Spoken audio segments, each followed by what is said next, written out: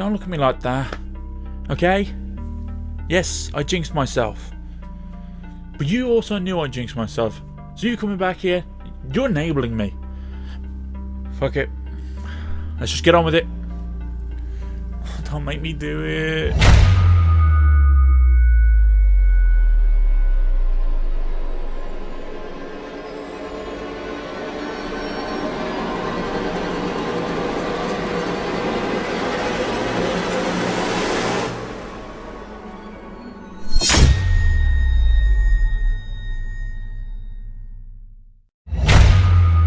Hello everyone and welcome to Rejected, where either reject or rejoice in all things everything.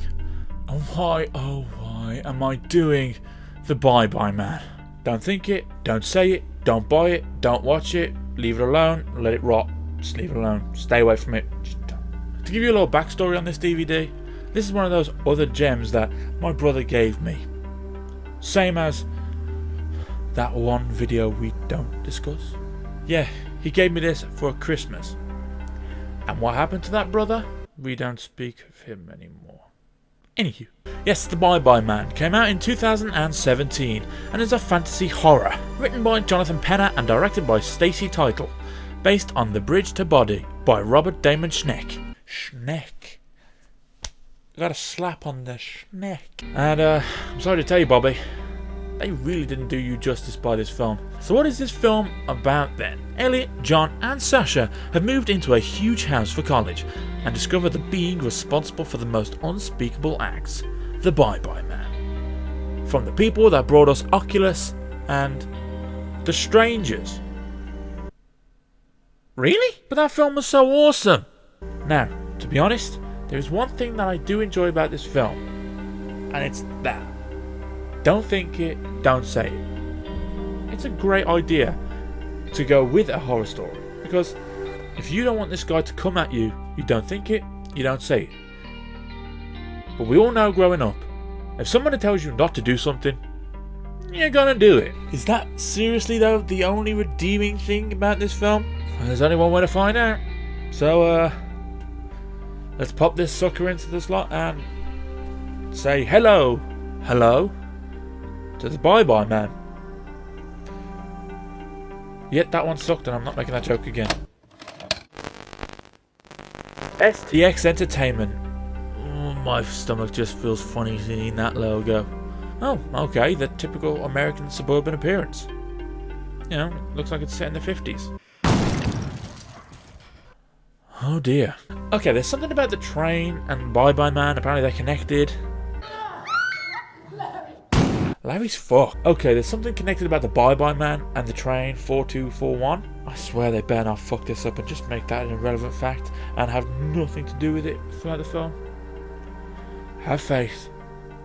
Have faith. Fuck, that's a big house. Needs a little spring cleaning, but my first question is, how the fuck do they afford that? Oh, look. A bromance. Odds on them two sleeping together. Quickly, odds on. Odds on. Odds on. Odds on. Hold on. Elliot's brother's called Virgil. Okay, that just makes me laugh. Virgil. John and Sasha are close. Odds on. Oh, and a little girl called Alice walks around the house. Look at those little shit. Smack around the head. Boof! And puppy. See, that's one thing you will notice about this film. There are little nods throughout it towards the Bye-Bye Man. You'll either see him in mirrors, in reflections, in the background. You'll just see him floating around. They are subtle, some you will miss. But here is my issue, okay? The thing about the Bye-Bye Man is that once you know his name, he gets into your head. But how do you find the name? Because the name has been passed down by people, it's gone on and on and on. Now, yes, the Bye-Bye Man is supernatural, and he has the ability to do spooky shit. But this is a group of people that have never heard of him and have had no recollection to this guy, to the Bye-Bye Man whatsoever.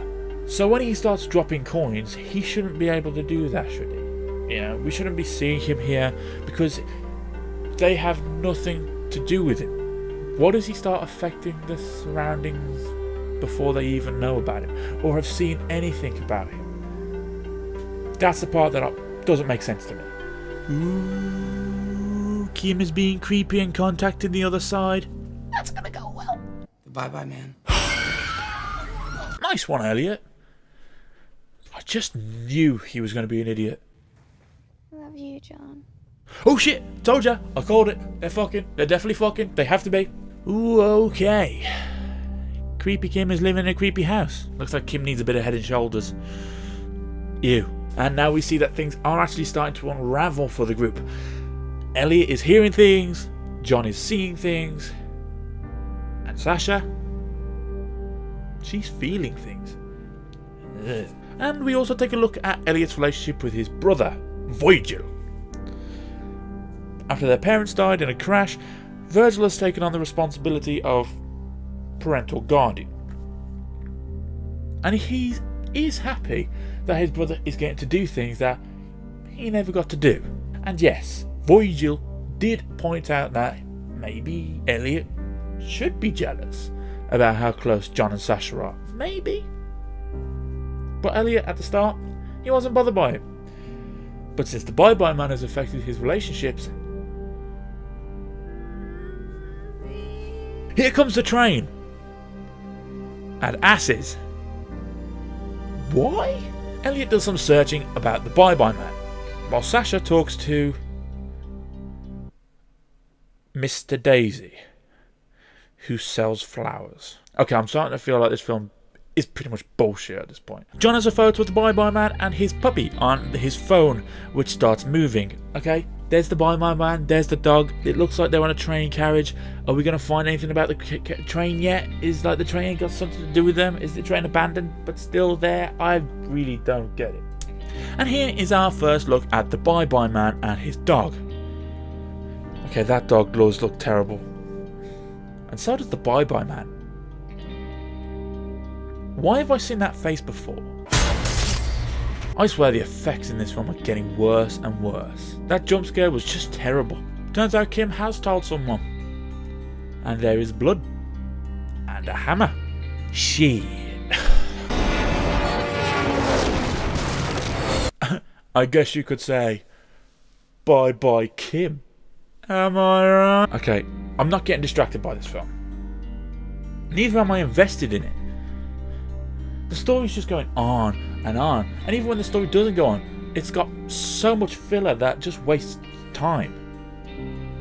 Okay, I know they based this film off of the bridge to Body Island, but that was a chapter, not an entire book. So they really need to stretch this thing out. But if you're going to stretch it out, put something interesting in it. Yes, Kim just died, but it's not interesting me. She was just a friend, and now she's dead. There was nothing about her since she got out of John's car. So, I'm not invested in her, so I don't care.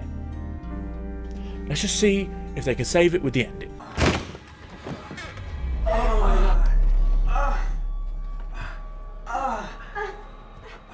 John and Sasha have a text. Yes, yes, I called it. Yes, yes.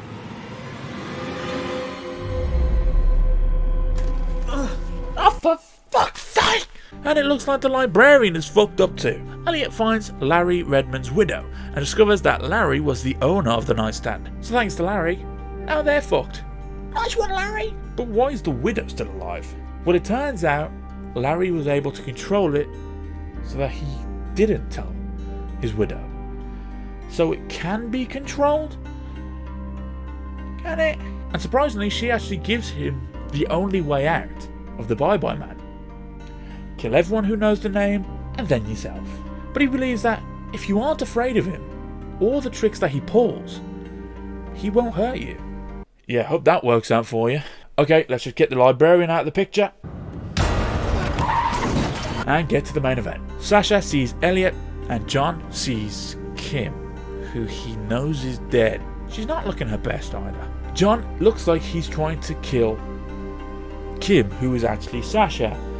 But Elliot intervenes, and now John, still seeing Kim, is trying to kill Elliot, who shoots John.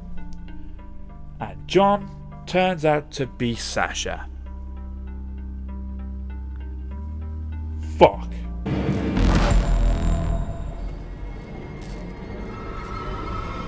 And now the Bye-Bye Man is here and tells Elliot what will happen. He gets into the mind of Elliot's niece, Alice. And here it is. The Bye-Bye Man just doesn't look scary. He doesn't. And I've figured out what he looks like now. Corey Taylor in Slipknot. Nice originality on the face there. Good on you. Working hard in the department. Nice one, lads. I love you so much. Elliot ends it all and the train leaves. We still didn't get any context about why the train was there. Or what the train was about. Or the Bye-Bye Man just hops on it and leaves, I guess. I don't fucking know. Alice finds the coins. But she couldn't read the name in the nightstand. So is she okay? And it looks like John is still alive. And tells the detective the name. This was leading up to a sequel. Please tell me there's no sequel. So what do we think of the film? Well, first question I've got to ask, and it's quite an important one. What the hell does the train have to do with the story? Seriously. Couldn't they give us an answer for that? In all the filler they put into this film, why did they not point anything towards the train? Could they have not found the train? Is the train relevant to the story? Or is that just the way that the Bye-Bye Man gets about? Does he have a train pass? Can he board whenever he wants? Does he have to board specific ghost trains with his dog because some of them don't allow animals on them? I don't fucking know, but it doesn't make sense. It's one of those things that just is left open. And then the second question I've got to ask is, why is this film stretched so much? It was based off of a chapter in a story. Why is it that stretched? Couldn't they have put, like I said, you had several elements that you could have gone with. The whole Larry story, the train, everything. They could have looked further into it, but they filled it with so much boring stuff. Even the Kim character wasn't important to the story. She was just there. She introduced it to the, oh, don't think it, don't say it, don't think it, don't say it. Elliot had already seen it, so he could have spread it. He could have shown the others. They didn't need Kim in this story. She just killed someone. The librarian, they didn't need her in it because she just called them up, killed her family, and then went to kill them, and all before that happened she just died and been written off the story. There was so much filler, unnecessary. Oh, they had so much chance with this. For story, they had an interesting concept, but too much just slipped through the cracks and plot holes were just left unanswered and simply overlooked, and that gets a 1.5. For execution, however, pretty poor visuals, poor special effects, and bad character designs that blatantly rips off Corey Taylor's Slipknot mask. You tell me that it doesn't. Bye-Bye Man goes night-night. With a 2.5, it gets rejected easily. And if you'll excuse me, I've got a collection of films and games to go through. There's going to be something left. I think I might go back to gaming. We're going to try one more game, see if that can save us. Because there are some pretty good horror games out there. What did you think of this film? Leave a comment down below, or check out my social media. All the links are in the description. And if you enjoyed the review, hit that like button. I'd highly appreciate it.